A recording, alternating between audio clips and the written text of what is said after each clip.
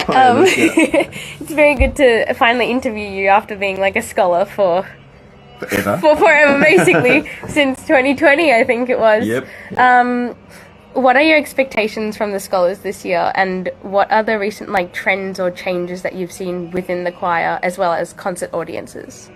In terms of my expectations of the scholars, look, I just expect them to put in and to put their hands up when opportunities arise. There'll be some small group and solo opportunities for the next concert, for the chamber choir concert, and then it's just a matter of them actually doing the work. But it's a really good bunch. We've had such good singers come through over the years, yourself included, of course, and I was really glad I could give that many scholarships, and so look, I'm watching them all the time. They may not realise this, but I keep my crazy eye on them. And so what's the second part of that question? So what are the trends or changes that you've seen within the choir as a whole? Yeah, interesting. Okay. Well, we've just finished a total re-audition, and the result of that is really pleasing. We had a fantastic rehearsal last Thursday. Generally, it's there are some tuning issues that I wanted to fix that appear to be much better, so I'm really happy with that. Some intonation issues, and from there we can just go onwards and upwards. Yeah, that's so good. Do you think it's important to engage a younger audience, and if so, what changes do you think need to be made to engage the younger audience? Yeah, absolutely, and engage younger singers. That's what the scholarship program has been about. Look, classical music has this image of dusty and retirement age people coming along, but that would be great to shake that off. I don't know what the answer is. All sorts of groups try different strategies to get a younger audience, and I think one of the most important things is that our student tickets are priced reasonably, at a level that students can actually afford them, because at the moment we don't sell a lot of those, so we can probably afford to drop that pricing, because it's not going to make a huge difference to our bottom line. Definitely. And if we get a whole stack of students in, that's great. Yeah, that would be very, very good. Yeah, so when people look you up on Google, it says you're a TV personality? You're kidding me. No, you look up Rick Parkoff on Google, and it says you're a TV personality. That is hilarious. So I was wondering, is there a TV show that you've been on but you've not told the choir? I'm going to Google right now, because I had no idea. TV personality. That's hilarious. What? Yeah. I was so dumbfounded. I was like, a conductor. It's probably because through No Friend But the Mountains, that was broadcast multiple times, and it's got an IMDb profile as well. Oh, wow. Yeah, okay. So if you look it up, you'll wow, see an IMDb. That's so great. It's hilarious. Wow. So Google has thought long and hard about this, and Google is an idiot. But there you go. Cool. Thank you so much, Rick. Look forward to tonight's rehearsals. Absolutely. Thanks, Anushka. Thank you.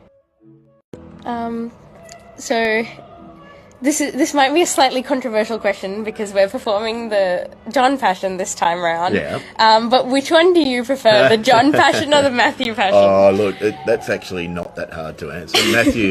Matthew for me is it. Yeah. Absolutely it. And we just but they're both magnificent works. But the Matthew Passion with the double choir, double orchestra, children's choir, and most importantly, the biggest difference is the way Jesus is treated by Bach. Definitely, you have the halo of the strings, and that's utterly beautiful. Yeah. John is the more dramatic of the two. Oh, true, that is and true. It's just bang, bang, bang, bang, bang, and I love that. I love the fast pace. I love that aspect of it. But overall, it's Matthew.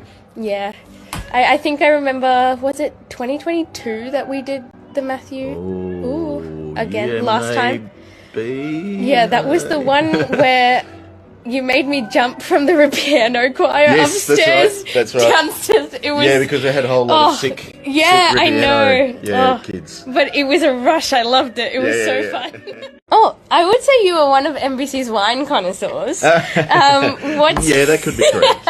What's your favourite wine, and what would you recommend that other people also try?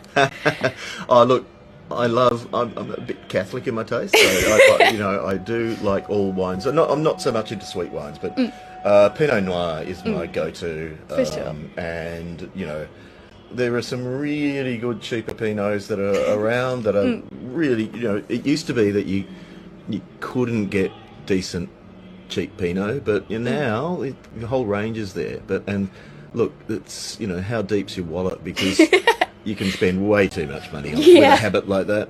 For sure. So good. With the audience, it definitely seems to have dropped, especially from COVID. But do you think there's quite a bunch of people who have been, faithful throughout? Yeah, that's an interesting question. I don't see the data on this, so I can't. I've only got my sort of knowledge from what I see. But yes, we have had a core audience. I'm pretty sure. The audience for this has picked up. So now we're over 600, which is promising. That's so good. And the thing is, people leave it so late now to book. Yeah. But it's going to be a warm day on Good Friday, and that's really good, because when it's wet, you don't get the late sales. Yeah, definitely. Look, very, very hopeful that you're going to be close to a full house now. Yeah, and that's great. But post-COVID, awful. It dropped off for everybody. Yeah, definitely. Even music festivals, had music festivals cancelling.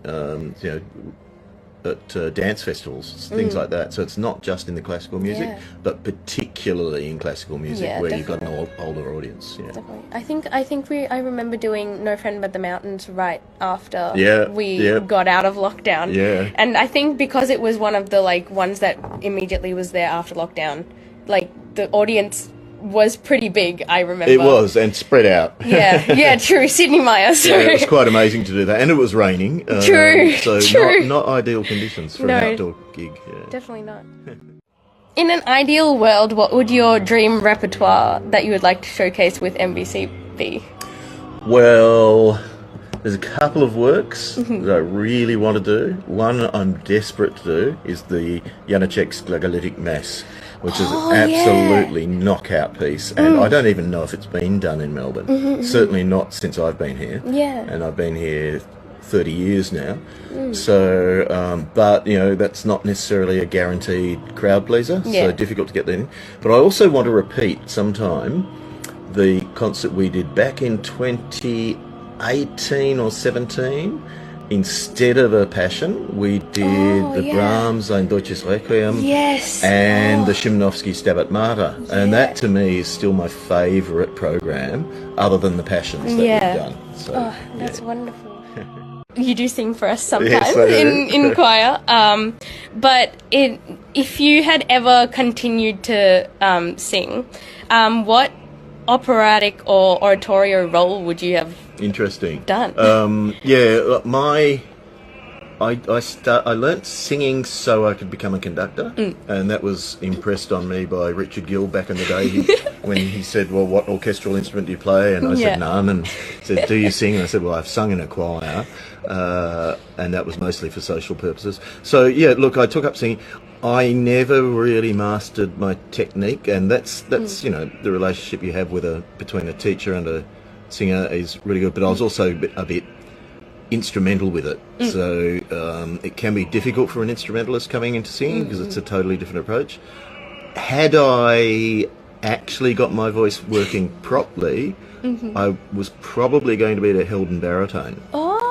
That's because it's a very loud. I've got a loud instrument, but I never mastered the top, so it never quite got up there. And so there's some Wagnerian roles that'd be fabulous for to sing. sure. But I always thought I was a bass baritone, and I really wasn't. I just had a darkness to my sound. Definitely.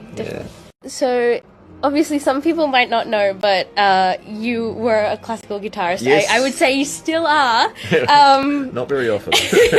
Would you be doing a comeback concert anytime soon? No. No. Just no, flat out. I still keep the fingernails long. Yeah. Because that's just, it feels wrong. If the right hand fingernails are long and are short and the left ones are long. Yeah. So, you know, I still manicure the fingernails. I rarely pick up an instrument, but sometimes I do when I'm learning scores, because my piano skills are worse than my guitar skills. So Yeah. I'll, No. you know, pick it up for a bit of score learning, but not No. return to the concert stage.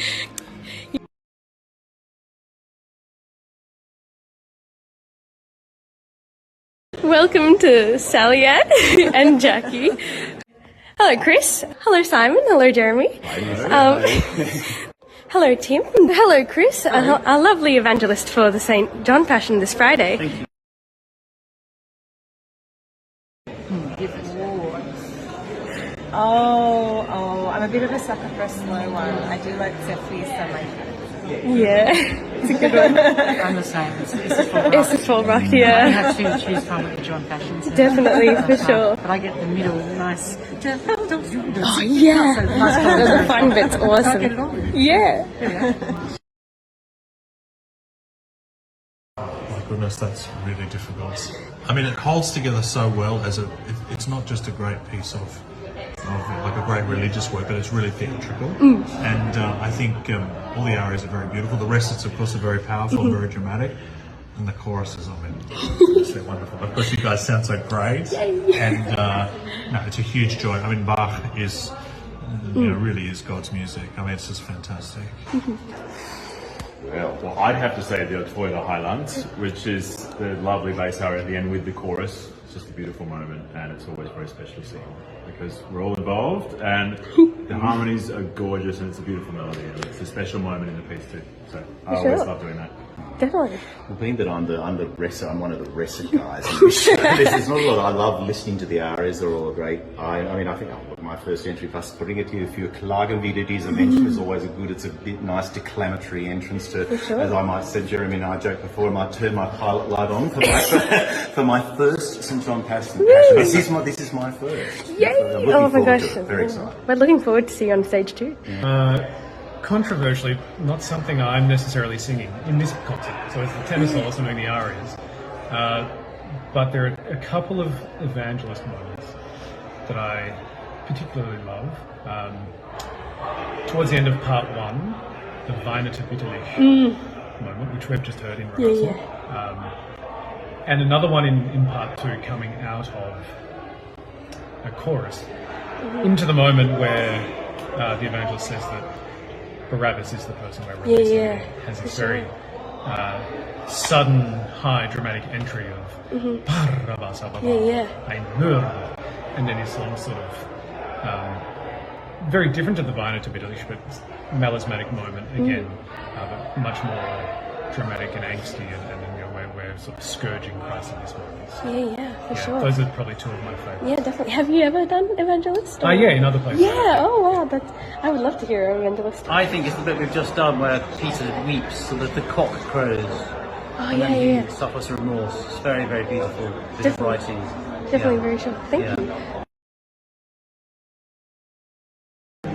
Well, this weekend has to be the John Passion. St. John Passion today. Yeah, definitely, for sure. Well, that's really difficult. So I've done the arias in St. Matthew, but not Jesus, or the other way around with St. John. They're both great, but for different reasons. And it's actually interesting as a performer. It's like when you perform in the same opera, but like a different role.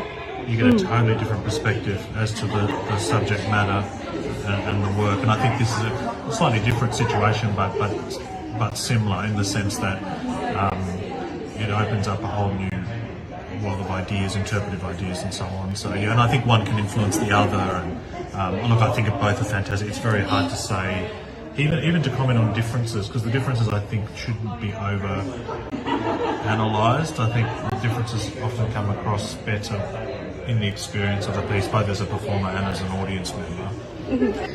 Whoa. That's easy for me. I mean, I've not done the Matthew Passion, so I like it. I have listened to it, of course, and I think it's wonderful. But I don't know, there's something about the slightly shorter version of the St John Passion that does it for me. For sure. It's good. It's got some beautiful chorales in it as well. Really love it. But I mean, they're both amazing masterworks. So, flip the coin. Yeah, definitely. Asked me a few years ago, and I would have said Matthew because I mean, Muppet is just another brilliant aria, and you know. But the John is really warming on me actually, and it's the aria of the Toy of the Highlands I was mentioning, and these choruses, there's some really rocking ones. Yeah, for sure. It does, the pace picks up, and there's more of a dialogue in there between Pilate and Jesus, absolutely, which is quite dramatic. So there's lots to like in the John for sure. Yeah. It's the John for me, but that's because I've done it quite a lot more than the Matthew, so I know it a lot better. So that could change. Yeah, for sure. But at the moment, I would say the John. Depends what mood I'm in. That's very true. They're very different. They're both wonderful. In some ways, the John is the more entertaining. Entertaining is the wrong word. You know what I mean? It's more dramatic. Yeah, for sure. It's very dramatic. It doesn't really stop. Matthew's got many more moments for reflection. So they're both wonderful pieces. It's like choosing between two children. Is that Bach or opera or Everything. anything? Oh, you can give one of each. Oh wow, yes. Okay, well probably it'd be Matthew Passion for me, and probably maybe Carmen or maybe Barbara Seville for me. Opera Waste. Yeah, for sure. I'll stick with Oratorio, and I'm going to say the Messiah.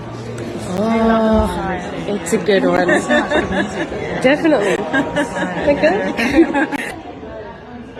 I think a recent acquisition of my repertoire, Beck Messer and Meistersinger. I think that is going to be I see that as a bit of a signature role for me. I feel it will be. I think it's a role I do a lot.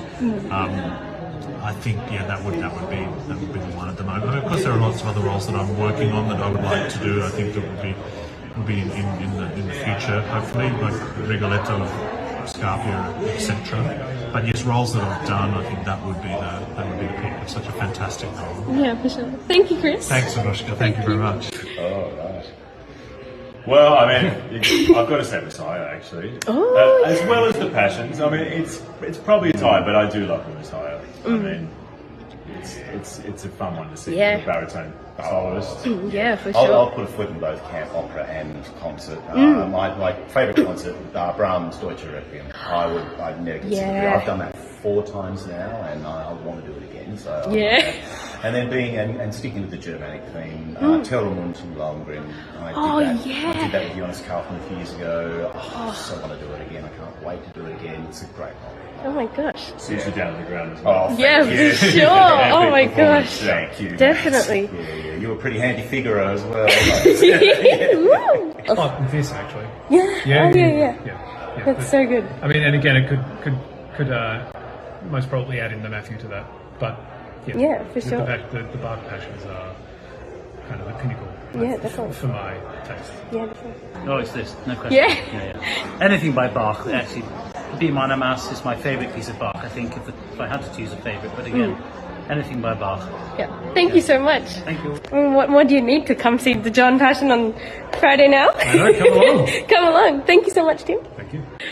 Thank you so much for tonight's questions. Pleasure. And come and see us. Yes, come and see us. Melbourne Recital Centre. Melbourne Recital Centre, Friday afternoon. Be there or be square, 2:30 p.m. Woo! Thank you.